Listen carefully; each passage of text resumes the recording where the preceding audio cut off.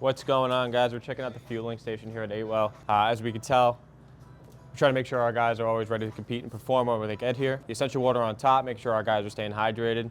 On the middle shelf with a little bit more of our electrolytes and some of our caffeinated beverages. The immunity aid, the focus, still giving you a little bit more kick while we're working out. And then on the bottom, we have our protein and recovery options. We got the Core Power 42s. Honestly, one of my favorite products you can find on the market. Can't really find a better protein option at that low calorie. The Orgain gives us a little bit more of a plant base, still hitting you with that 26 grams of protein. And as you can see, some of the stragglers are on the bottom, or maybe some of our orange juice. Definitely some other stuff I would like to get in there. I like how they avoided staying away from some of those pre-workout drinks that you might find at some of the convenience stores.